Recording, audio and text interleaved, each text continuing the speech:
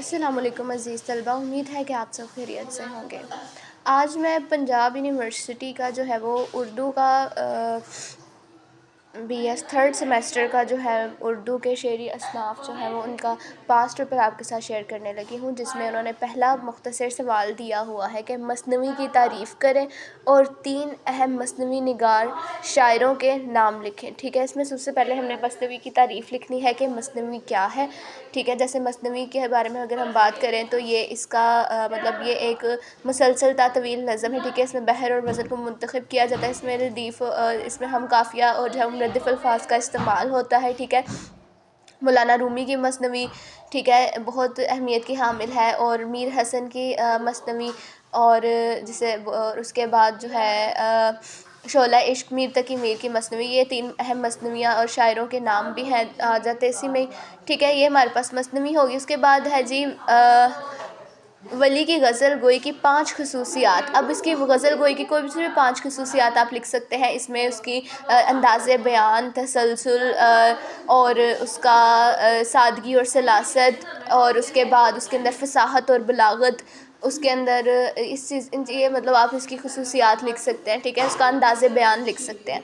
اس کے بعد قصیدہ یا مرثی میں سے کسی ایک کے فنی اجزاء یک سطر واضح کے ساتھ تحریر کریں۔ فنی اجزاء وہ ہوتے ہیں جس کے اندر ہم ردیف، قافیہ، بحر، وزن کو جو ہے وہ منتخب کرتے ہیں۔ ٹھیک ہے، اور اس کے بعد ہم حسرت موہانی کے جو ہے وہ 5 شعر جو ہے وہ اس کے اندر ہم نے لکھنے ہیں۔ حسرت موہانی نے جو غزل لکھی ہے اس کے کوئی سے بھی 5 شعر آپ اپنے آپ اس کو جو ہے وہ لکھ سکتے ہیں، لیکن یہ ہے کہ شعر میں کسی قسم کی کوئی ایک لفظ کی بھی تبدیلی واقعہ نہیں ہونی چاہیے۔ اس کے بعد ناصر کاظمی کی غزل گوئی، ٹھیک ہے، ان کے غزل کے کوئی سے بھی 5 خصوصیات کہ وہ کس طرح سے غزل گوئی کرتے تھے، اس کی 5 خصوصیات لکھنی ہے آپ نے۔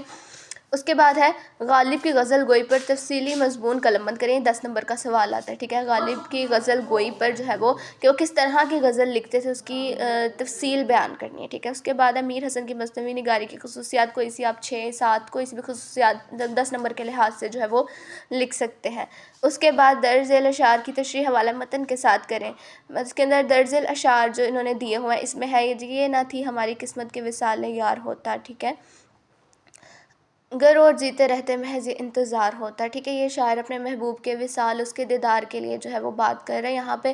ٹھیک ہے، اس کے بعد آپ نے حوالہ متن بھی اس کا دینا ہے، اس کے اندر شاعر کا نام لکھنا ہے آپ نے اس کے اندر، اور پھر جا کے آپ نے اس کی جو ہے وہ تشریح جو ہے وہ لے کر جانی ہے، یہ بھی 10 نمبر کی ہے۔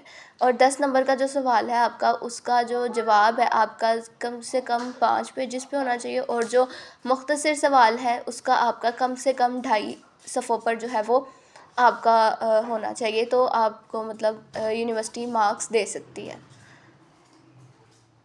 امید ہے کہ آپ کو سمجھ آئی ہوگی۔ اللہ حافظ۔